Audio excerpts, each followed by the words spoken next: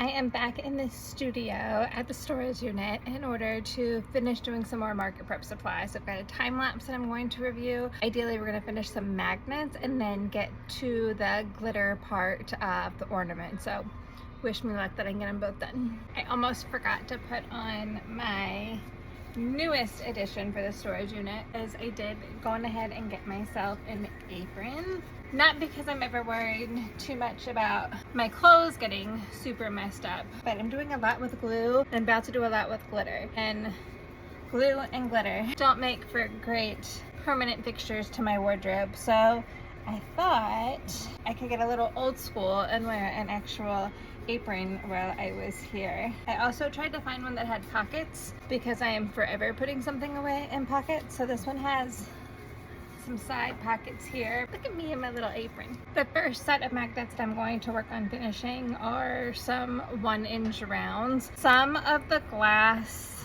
pieces, I know I'm going to be mispronouncing this. I want to say they're called carbones, glass carbones. Does that sound right? I've just been calling them little 1-inch glass domes.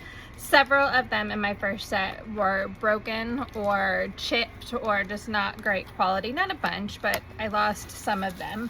Then either I had more than 100 magnets or I lost more of the glass carbones than I thought that I originally did. But last year I had attempted to make some magnets for my annual mailing campaign that I do with the Social Question, and my first attempt did not turn out well. So earlier this year, when I was trying to plan ahead for that mailing at the end of the year, I had a very similar idea to the magnets that I'm making now, and so I'd actually ordered ahead some glass 1-inch carbones to experiment with then. So I happened to find this package of them when Diana and I were here this weekend doing some market prep. 99% sure these are the same size. We're about to double check and confirm. These actually might be a smidge larger than the original ones, potentially, which would actually cover the full magnet.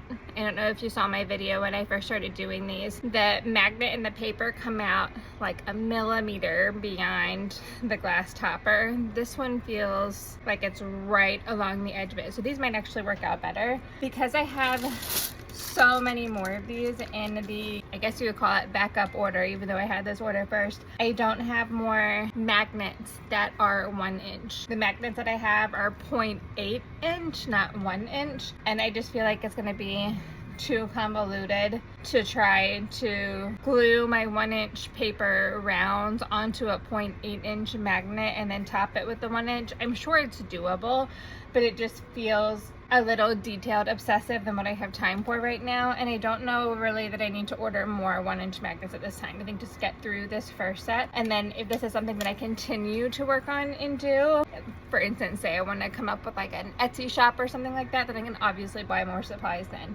But I think to get me through this market window and market weekend, I'm just gonna finish these. So there's 2, 4, 6, 8, 10, 12. There's 16 more for me to glue down, so I'll be able to finish these in a jiffy. These gloves are a size large. I do not have large hands, so they're really baggy, and I've already ripped a hole through the first one trying to use that super glue. As annoying as it is, I don't think these are gonna be beneficial, and I'm just gonna need to keep using hand sanitizer to break down the super glue instead, because that got messy real fast. The round ones are officially done. Now just the last couple are drying, and then I've got a little jar of all of these 1-inch magnets. Next, I'm gonna pivot to the 2-inch square magnets that I got this magnet making machine that I've seen a bunch of times on social media, and I wanted to try it out as part of this experiment into magnet making. I really struggled with it when I tried it over the weekend. Either the materials are really poor quality, or it's user error, or potentially a mix of the two. One tip that I did read was to add some glue in a couple places. While I do have the Gorilla Glue that I was using on the 1-inch magnet rounds, I don't know why I've been dying to try this type of glue, so I'm going to try this with the magnet maker instead. The issue that I was having with the square ones was twofold. One, or first, the plastic cover, the first crimp wasn't holding the crimp, so it would separate from the paper. The paper is basic paper. I used a little 2-inch cutter. I don't think, even though I don't have my edges rounded, I don't think that was an issue for the reason why it wasn't staying crimped, because it's a really minor issue, but I just don't think it was that. I tried some squared and rounded, and it was the result for both. Part of it could be user error, like I said. And then the other issue that I was having was the actual magnet base staying attached to the crimp piece. So I am going to use some double-sided tape, not the glue part, double-sided tape to make sure this stays centered on the metal plate piece. And then I'm gonna use this glue on the magnet piece to keep the magnet piece to the underside of the crimp. And we're gonna see if that helps this stick a little bit better. One thing that I'm very confused by with this magnet slash button maker is it came with 2 of these and no instructions on where or why you would need them.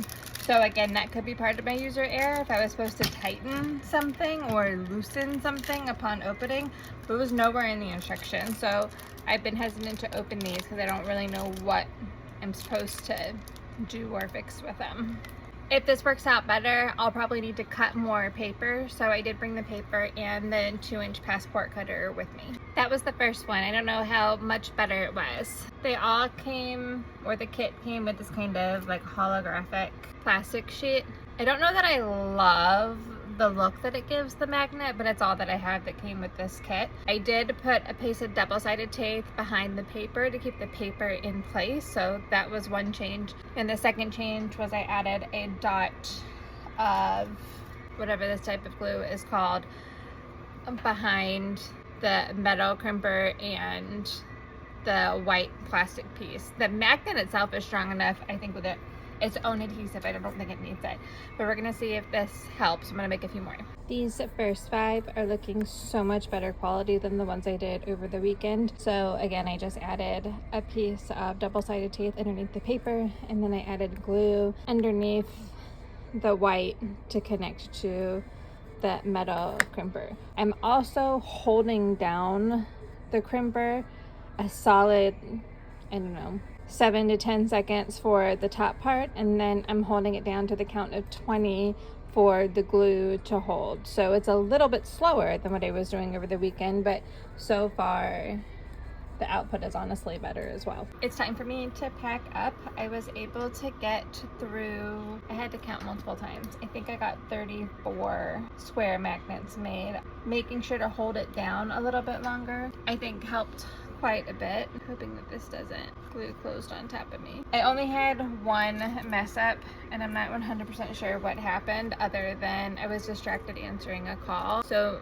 maybe I loosened up or didn't hold it down long enough, but this whole piece came off. I did already double check in case I accidentally put 2 of the plastic pieces on because they really stick together, but that doesn't seem to have been what the actual problem was. I think I technically could reuse the piece that didn't mess up, but I've been using it as my base for the glue, so it might actually end up getting glued on because you put it upside down this way in the crimper.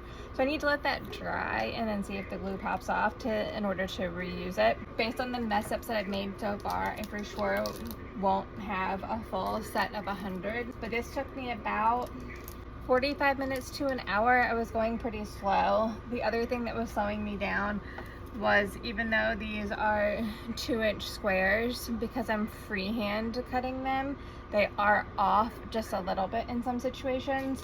So it's just taking me a few extra seconds to get it like really well lined up on here so that you don't see too much of the metal plate on the main piece. I do need to cut more of the 2-inch squares. I only have 5 or 6 pieces of those left, but I do need to wrap it up so that I can go feed Roman his dinner. I will be back hopefully tomorrow.